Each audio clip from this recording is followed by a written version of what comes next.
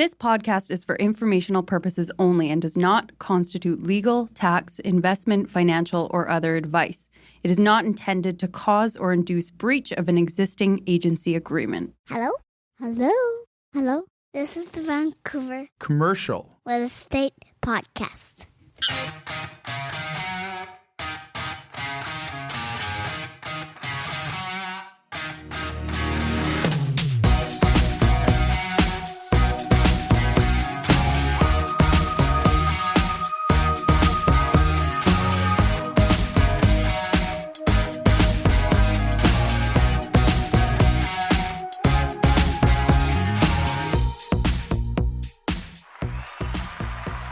Welcome back to the Vancouver Commercial Real Estate Podcast. I'm your host, Cory Wright.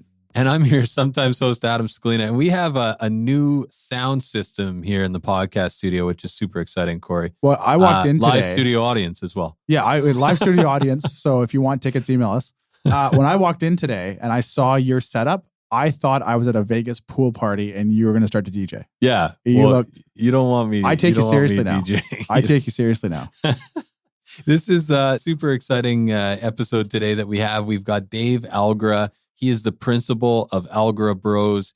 If you are in the Valley, specifically in Abbotsford or Chilliwack, you definitely know who the Algra Bros are. Family business, three brothers, definitely changing the face of retail in Chilliwack and Abbotsford. Well, if you've been in the old Abbotsford Historical District, you'll notice some other work along there. And if you've been down to the older part of Chilliwack, they've done a tremendous project down there, 1881, that we wanted to bring Dave on today to talk about, because a lot of people maybe don't understand just how much that old part of Chilliwack has changed. And obviously with COVID coming into play over the past couple of years, there's been a tremendous run up on demand for the Chilliwack market, whether it be residential or commercial. So he comes on, talks all about this amazing new project that's completely regentrifying and changing the face of the downtown Chilliwack marketplace. Right. And we talk about kind of carving out a niche. We talk about some of the challenges that you experience when you're focusing on the downtown. And a lot of these were heritage buildings. Yeah. Not all of them could be saved, but kind of working to restore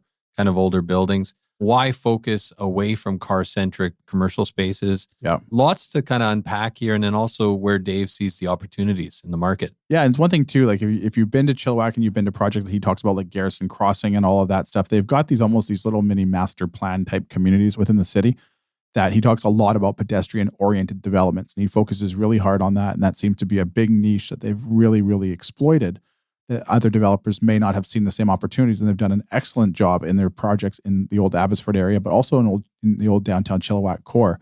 If you have a chance to visit those spaces after listening to this episode, you'll really start to be able to connect with what he's saying they focus on and actually experiencing it for yourself. Right. And Cory, before we cut to our conversation with Dave, we had the mayor of Langford on, and then we had the mayor of Nanaimo on. Yes. Did it sound like there might be some friction between those two mayors? You mean that they're both great cities. Yeah. They're both almost, side by side to some degree. You know what? I think I would love to have, a celebrity boxing match? Yeah, that could be it. That could be it.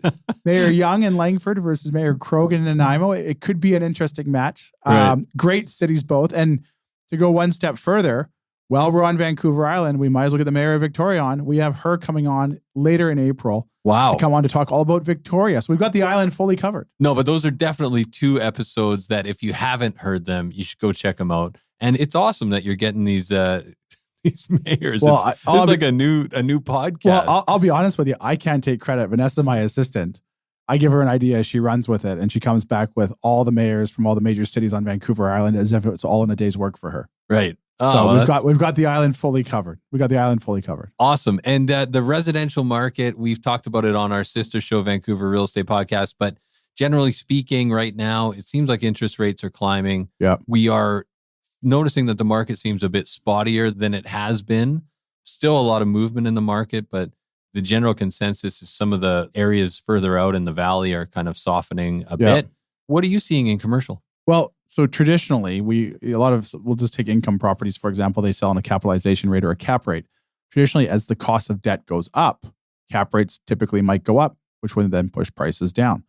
The two things that we don't have answers to right now is we've got probably some of the lowest inventory on record that we can ever remember, which without inventory, we can't sell. And we also have about 30% more money has been pumped into the economy over the past couple of years that we don't know where that's at. So hypothetically, you would think things should slow down a little bit as interest rates rise, but with zero inventory and maybe too much money out there, that could continue to spur the prices we're seeing now and maybe into the future, regardless of interest rates.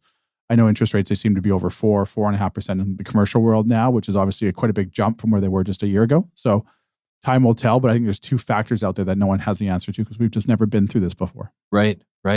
Well, it will be interesting to watch how it plays out. But without further ado, let's cut to our conversation with Dave Algra.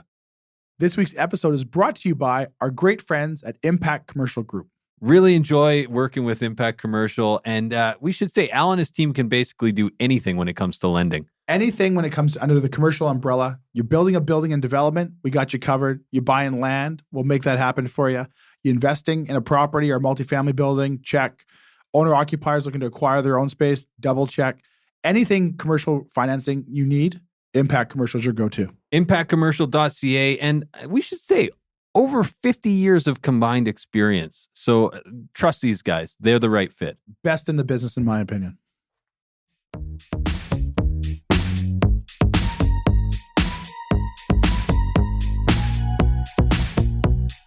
Okay, so we're here with Dave Algra, principal at Algra Bros. How you doing, Dave? I'm good. How are you guys? Doing really well. Thanks for taking the time today. I know you guys are really busy, but appreciate having you on the program. Can you maybe start by telling our listeners a little bit about yourself? Yeah, for sure. I was born and raised in the Valley. I actually live in Abbotsford, and two of my brothers and I actually have four brothers and a sister, but three of us, we were framers when we were young, and we started framing and general contracting and started developing and built up a development company. And we were predominantly residential for quite a few years and got into the commercial game probably about 7 or 8 years ago. And now we have a mixture of commercial and res ongoing. Why the switch from residential to commercial? Well, it's kind of funny. We had an industrial park in Abbotsford. Our company's quite vertically integrated, so we do our own design. We're in charge of our own production. We have our own sales and marketing team. So we have a decent amount of office staff. Our office was in the industrial park in Abbotsford, and we decided we wanted to move our office to a more walkable part of the city. So we started looking for space in downtown Abbotsford, in the historic downtown. And we spent about a year and a half looking for space that we thought was suitable, and we couldn't find anything. So we decided to build our own building. And before we were half done that building, it was sold, and we built another one and it was sold. And yeah, we just sort of fell into it and we really enjoyed it. It's been a good break or departure from residential. It's more interesting. And we felt like there was a real niche in the commercial market. Most of the commercial development is all large format, very car-centric stuff. And we have a real interest in pedestrian-oriented development. And we felt there's a big hole in the market in the Valley for like real pedestrian-oriented, high-quality commercial spaces, especially smaller format stuff. So yeah, it's a niche we've been trying to exploit for the last, 7, 8 years. And here we are. So Dave, there, the project you're referring to, is that the project there on Montrose Avenue in Old Abbotsford? Is that kind of where you guys broke into the commercial part of it? Yeah, we did a new build on an old lot on Montrose and South Fraser Way. And then we started buying existing buildings and like doing extreme renovations to them. So we have a few buildings we did on Montrose and some on Essendine and Pauline Street, kind of scattered throughout the historic downtown there. We did a bunch there, yeah. So now, one thing we wanted to talk to you about today was obviously there's been a big transition in the housing market, especially since COVID, where there's been a lot more onus put on livability and yard space and all that stuff. And thus you've seen markets like Abbotsford and Chilliwack from the residential side really kind of come into their own and seen a major growth in population and prices there. The old downtown Chilliwack project, which was, I don't want to say the old downtown Chilliwack was an eyesore. I don't mean that in a negative way. It wasn't developed. It had so much potential, and it was waiting for that group to come in there and really sort of emphasize what potentially could that downtown core become. Can we talk about that project, how you guys got involved, how it got started, and sort of walk us through that? Well, yeah, the city of Chilliwack, obviously they watched their downtown core or their historic downtown cores decay probably over 20 or almost 30 years. And they tried multiple things to sort of instigate growth and revitalization there. And it was probably about 10 years ago, they decided to start investing in real estate down there, and they started assembling land. And they assembled, I think it was just over 20 properties for a 4-acre site right at Five Corners. So they consolidated almost a whole block. They actually put the block out to RFP, and they were looking for a developer to come in and create a project there that would help them revitalize their downtown. And when the RFP came out in Chilliwack, we were actually quite busy in Abbotsford. I think we were in 4 or 5 projects in the downtown there at that time. And we had assembled a bunch of more land in downtown Abbotsford, and we actually didn't respond to the RFP when it came out. We were invited to, but we didn't have the capacity to do it. And then we ran into some problems with the city of Abbotsford with regards to what our new projects were going to be in the downtown. I had some resistance from city on what we wanted to do, and we made the decision to liquidate everything we had in Abbotsford and take a shot at the RFP in Chilliwack. So we actually ended up late to the game for the RFP response. So we didn't have a lot of time to put together our proposal, but we managed to get it together, and it took us about 9 months to get through a deal with the city of Chilliwack, and then we purchased their whole 4-acre site from them in the downtown. So the Chilliwack project we felt it was pretty much the same sort of social issues happening and the same sort of kind of decay and almost zero interest from the general public in starting new businesses or operating good businesses there, like it was in downtown Abbotsford when we started, just on a bigger scale. And over the years we worked in downtown Abbotsford, we sort of figured out a few ways to deal with the issues that were there and how to try and attract decent tenants to our spaces there. And we sort of took what we learned in downtown Abbotsford and just applied it on a bigger scale in Chilliwack.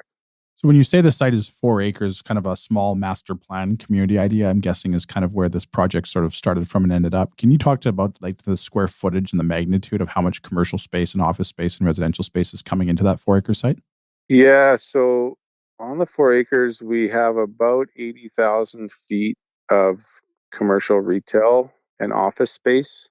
And then we did a 5-story res building, which is just over 65 units on there. Then we'll have another 12 townhouse units and then another 70 apartment units. So end up with about 160 res units on there, and then 80,000 feet roughly of commercial, retail, and office. And the retail is probably 80% of the 80,000 feet, and office is about 20. And so, Dave, is the goal to sell? Yeah. We've always wanted to retain the real estate that we develop and like design and build. We always have aspirations of keeping it.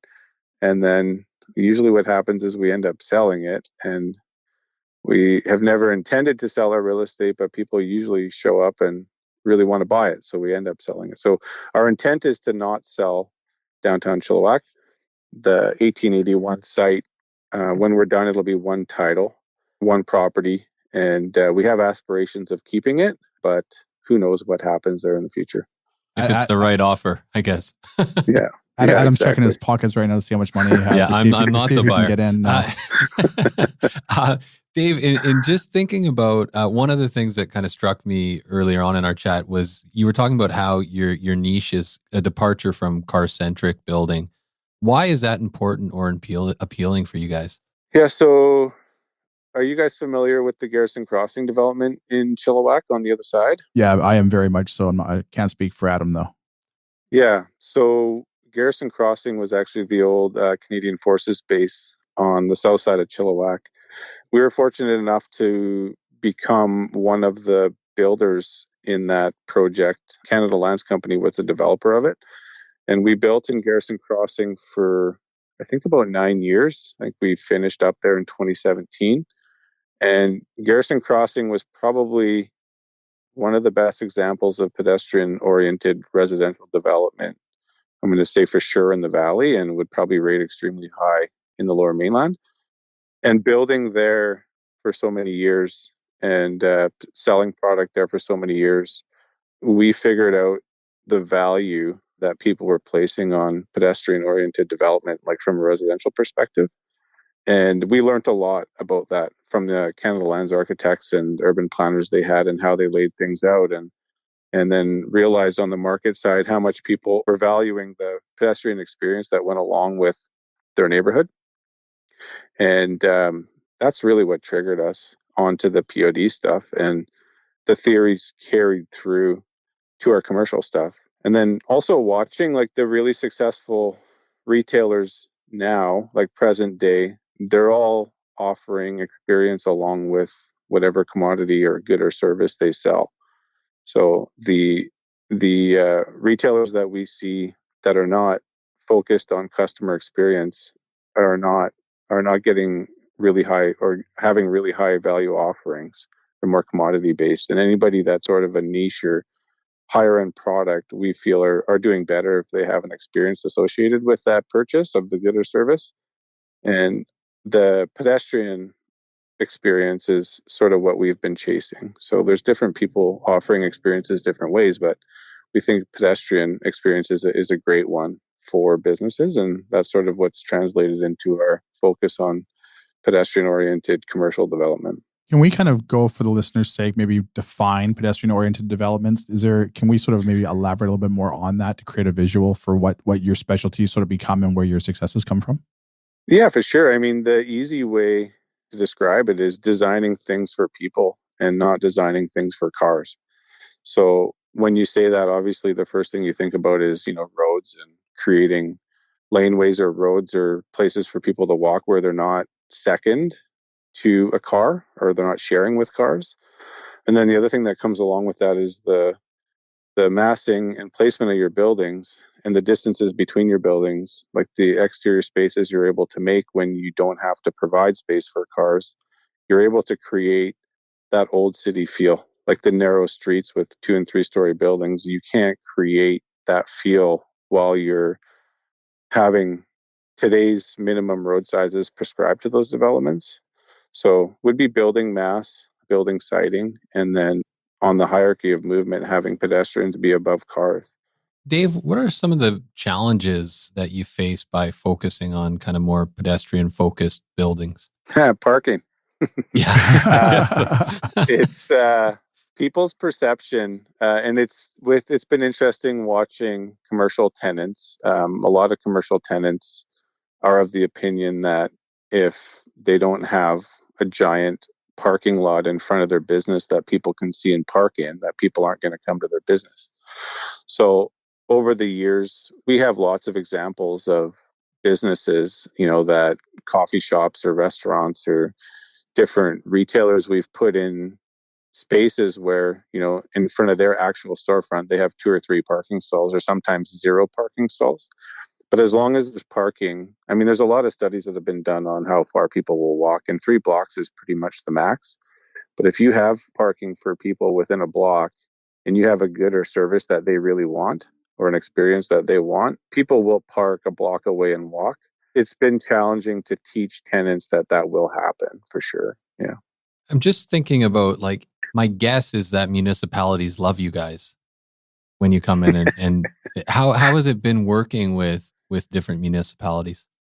Yeah, I mean, that's in our company, that is my job. My brothers were gracious enough to bless me with having to deal with municipalities. Do you get paid danger pay then in that situation? Yeah, I mean, I need to choose my words carefully, but yeah, Chilliwack has been fantastic to work with. What we've been finding through our careers is that, the further we go, the more cities want to prescribe to you on how to design and build your product. So every year that passes, your freedom to design what you want to design and build becomes less and less. So cities are continually applying new neighborhood plan processes, and the zoning bylaws are always getting more detailed and deeper and thicker. And the ability to take a piece of land, have an idea and a concept for it, and design what you want to design because you want it to work how you want it to work, that freedom is very hard to get. And Chilliwack gave us the freedom to do that with this site, which has been fantastic. And the city's very happy with what we've done here. we always have a really close relationship with them over the course of the project, and they're really happy with it. That was one of the reasons why we left Abbotsford and didn't continue working in that downtown, is because the freedom that we need to be able to do what we want to do, we weren't afforded that there. And it's not that fun when you're in this business and you want to design stuff and build it and sell it or lease it out and market it. It's not fun when you don't get to build or design and build what you want to build. Right. So we've been, slowly moving east, because it seems that the further west we go, the harder it is to do that. Yeah. You guys may want to avoid Vancouver. um, Well, yeah. I'm kidding. We've been doing stuff. I mean, I guess it's also based on the track record of what you're doing, and it's how bad does the city want it. I mean, I've had hundreds of conversations with planners, over the years, and most city planners are really keyed in on pedestrian oriented development, but we always run into the battle between planning departments and engineering, because engineering departments in cities still want everything to be car centric, and planning departments want everything to be pedestrian oriented. So it's not that everyone in the city doesn't want this pedestrian oriented stuff. It's that I think the cities have a hard time reconciling that between their engineering departments and their planning departments. So that's sort of the struggle that we've hit with pedestrian oriented stuff. That definitely makes sense. Are you dealing with, like, say, for example, for the Chilliwack project that you're currently working on, are you dealing with retention and heritage components to these builds as well? Yeah, so the city of Chilliwack, when we started this project, they did not actually have any bylaws really in place that dealt with heritage buildings. When we bought the site, I think it was 21 parcels that the city, I could be off by a few, that the city assembled for that site. And the city had actually demolished most of the buildings.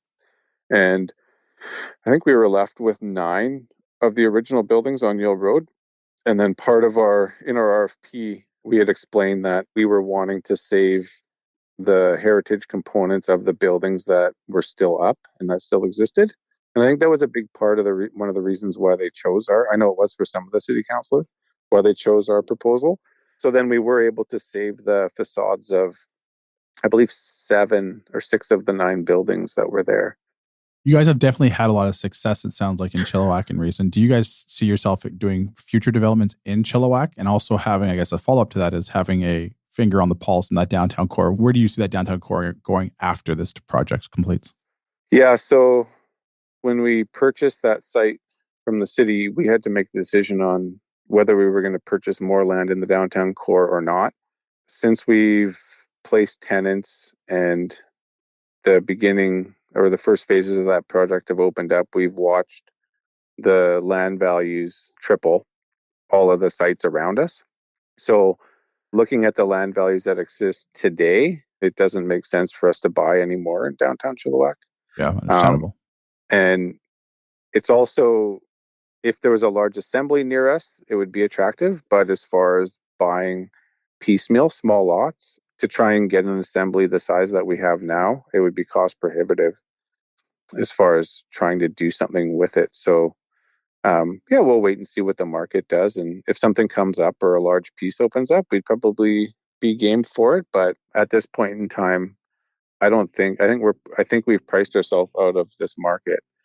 And then, also looking at how much real estate we'll be holding there too. I don't know, like from a risk level, I don't know that we want to have more in downtown Chilliwack. So that's another part of the equation that we're obviously cognizant of. Like, it might be attractive to spread that to some other cities as well. Are there other markets that are on your radar currently? Oh, we're always looking for stuff. I mean, I do think that watching detached house pricing and we're obviously heavily involved in developing detached housing in the valley, and we have been for a long time. And watching what's going on in that market over the past 2 years in the valley, I think we're more inclined to start looking east to the interior. I think I've been watching some of those markets out there for the past 2-3 years, and we'll probably end up moving out there at some point in time. I don't know if it's in the next 5 years or 10 years, but I definitely see that happening in the future. So when you talk about those markets, can we sort of be more specific without giving away your trade secrets? What markets you're really looking at? I'm getting my pen ready here, Dave. Asking for a friend. Yeah, we're asking for friends here. We're getting our pens ready. Go ahead. Yeah, exactly. Yeah, I mean, you're asking me the questions when, obviously we're working on some stuff up there now, so I don't want to tell you too much information, but I just see in the interior, I see markets emerging there that I think on our next upcycle, I mean, whether that's 5 years or 7 years or 10 years, but the next time we have a large upcycle like we've experienced over the last couple of years, I think some of those interior markets are going to start performing extremely well. Yeah, no, I think we kind of see the same vision from like the brokerage angle thing. Like we have our office in Kelowna currently, which has done extremely well in a short period of time. We have an office opening in Kamloops later this year. And we're very bullish on sort of those smaller interior markets as well, because obviously we've seen tremendous fluctuation in a very good way during COVID, where the people put more onus on other things from a housing standpoint, livability, that those markets have obviously seen a lot of growth in that stuff already. And we think we're just at the very tip of the iceberg right now, where a market like Kamloops potentially could go in the next decade.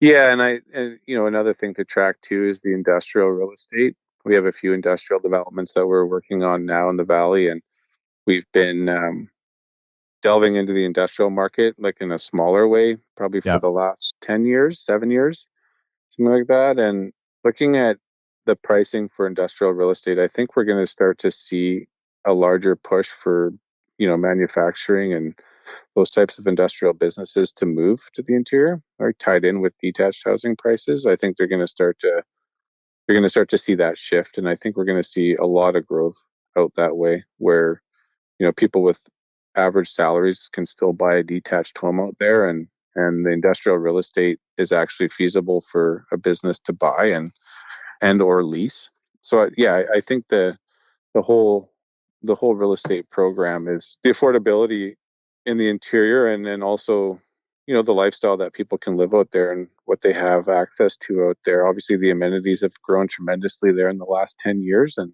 I think it's going to become a viable option for a lot of people to live there. Do you ever see your guys going to the Vancouver Island markets, which have similar type metrics, say, to a BC interior market, yet you got a ferry to deal with? The only thing I ever do when I'm on the island is go fishing. To be honest with you, it's completely off my radar. I haven't followed any of it. The municipal government planning engineering programs on the island would probably scare me a little bit more than on the island than they would in the interior. But I have not looked out there, and I don't know. I mean, never say never, but it's not something that I've been looking at doing. That's for sure. Dave, I'm kind of maybe more of a philosophical question, but tied into the departure from car-centric building kind of idea. Is your hope kind of for the Chilliwack area and for the Abbotsford area? It seems like, just generally speaking, a lot of new people are moving into the region. We've watched a lot of the municipalities in the Lower Mainland move away from cars, move towards public transportation, making cities more walkable. Are some of the projects that you're working on, is it part of a larger kind of hope that these cities are going to move to more kind of walkable and maybe more livable environments? Oh, absolutely. I mean, just the bicycle infrastructure that, for instance, the city of Chilliwack's been putting in, and we've been watching them put in for the last 10 years they're doing a fantastic job of it, and they're actually putting in a solid effort towards it. When you look at people moving east and not wanting to, but price-wise being forced into a suburb if they want to own a home, I do really strongly believe that the cities that have, an urban experience are going to perform a lot better than ones that don't. Chilliwack, there's a few things downtown Chilliwack has that downtown Abbotsford doesn't from a walkability standpoint. Number one, the core in downtown Chilliwack, there is a slug of amenities and a lot of commercial space right around the downtown core. So it's one of the few cities where the core didn't migrate. The downtown core has stayed where it's at. I mean, a lot of the shopping and retail stuff has moved to the south end of Chilliwack, but a lot of the core businesses like the hospital, the federal building, the courthouse, the post office, the FVRD office, the accounting offices, lawyers' offices, all that kind of stuff has stayed in the core and is within like a 10-block walk of the downtown. So that's number one. There's a lot of amenities that are walkable in downtown Chilliwack. The second thing is it's level, like it's flat. So you're not dealing with hills like you are in downtown Abbotsford. So cycling and walking becomes a lot easier choice for people.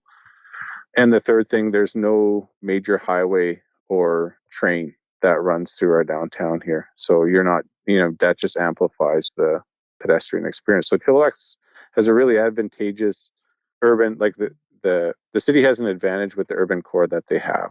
And if they keep pushing on it and developing it out, they are going to end up with one of the best urban centers east of Surrey, I think, which, it's translating well into the growth numbers. When you see the population numbers, I think last year in Chilliwack, they were over 12% growth. Wow. Unbelievable. Dave, before we let you go, we know we've taken up quite a bit of your time here. We have a 6-pack of lighthearted questions that we tend to ask guests just so we get to know you a little bit better outside of the office. Do you have a few more minutes for us? Yeah, sounds good. The 6-pack is powered by our great friends over at Red Point Law. Oh, the guys at Red Point Law are fantastic, Cory. For all your legal needs when it comes to commercial real estate, visit them at redpointlaw.ca. All right, first question up. We'll give you an easy one. Favorite vacation spot?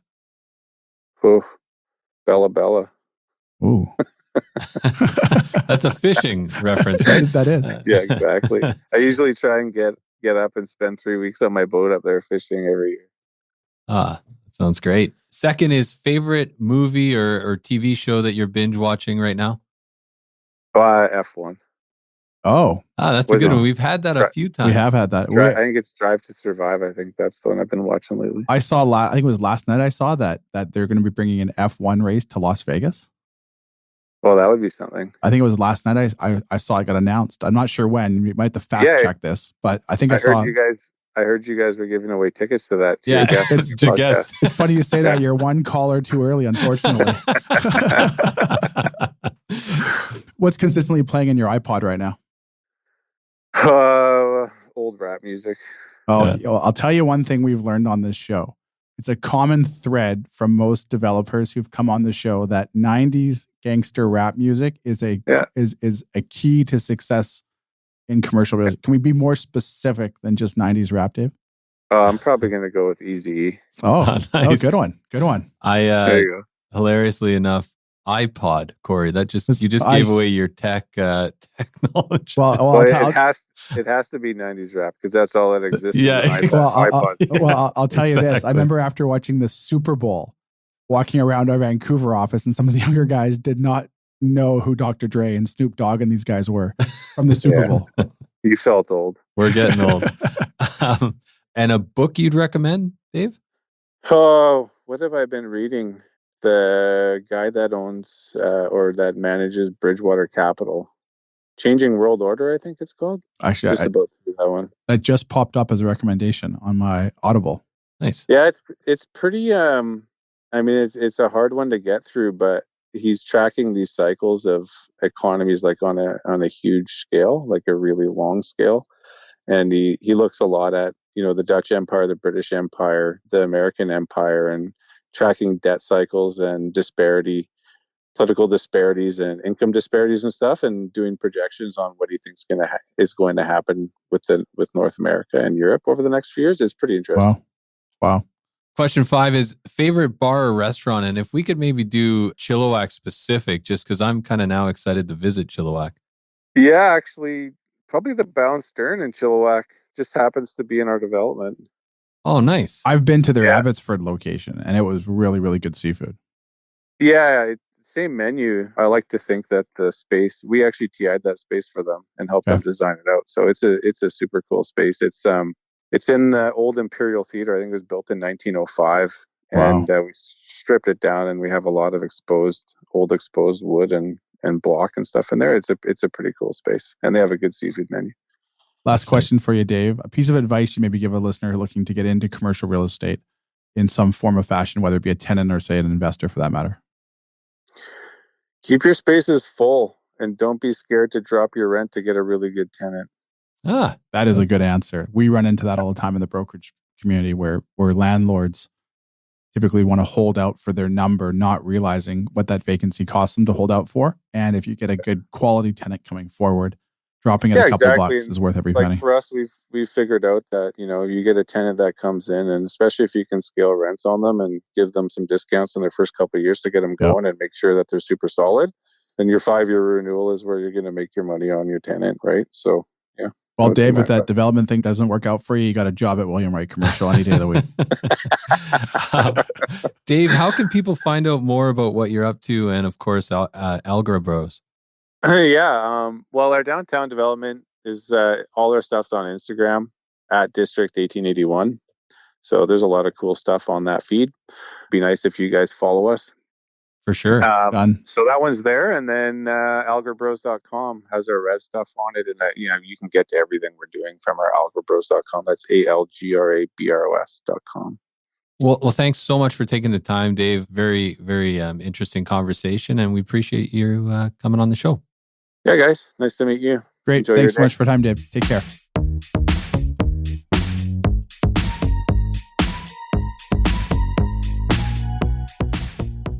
There you have it, folks. Our interview with Dave Algra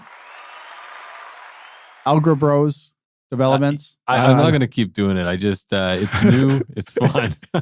So for the listeners who can't see, Adam has got this new DJ setup here. I feel like Kanye West here. We've got preloaded cricket noises. Yeah. We got drums. We got all the fun stuff. Yeah, we got to use it. We got to use music. It's exciting. But here's the thing I want to say about our conversation with Dave. What a blessing to these communities to have guys going in there that know what they're doing to add value to the neighborhood just in general, right? And then you get these amazing tenants that want to be in this space. And after that conversation, I was like, we should take a weekend trip out to Chilliwack. Yeah, well, funny too, like especially in commercials, we have what they call the halo effect, which is where people, other businesses do well off other businesses next to them. Right. And with a project like what they're doing in District 1881 there in downtown Chilliwack, he talks about how the property value of the surrounding properties have obviously gone up dramatically. So by them coming in and creating this mini master plan in the downtown core, that's going to feed into other developments that will eventually happen in the coming years off of what they've done. So they've kind of just started the domino effect of what typically will happen. And City of Chilliwack's very fortunate that, like you said, you get developers that come in, know what they're doing, they have a vision for it, they can execute on that vision, and the whole community benefits by it. Oh, that's fantastic. And again, another 90s gangster rap developer. Common thread. It's a common thread. And Cory, I just want to mention someone who actually is from the development community who did not choose gangster rap on our sister show, Vancouver Real Estate Podcast, but we just had Nick Paolella. He is the vice president of development at Marcon on the VCREP. And it was fantastic. So if you just enjoyed that conversation, you still want to listen to more real estate conversations in the Lower Mainland, check out the most recent episode of VCREP with Nick Paolella. Yep. No, Marcon's done a tremendous job in their development expansion and that over the past decade. Incredible. You see them growing tremendously. So I'll definitely be listening. Fantastic. And Cory, how can people find out more about what you're up to? And of course, William Wright. They can visit us on our website at williamwright.ca. They're welcome to call our Vancouver office anytime at 604-428-5255. And we'll put them in touch with an agent in whatever marketplace they're looking for. As well as they can always send me an email at Cory@williamwright.ca. Always happy to talk real estate. Awesome. All right. Well, have a great week, guys. Thanks for listening, guys. Subscribe today.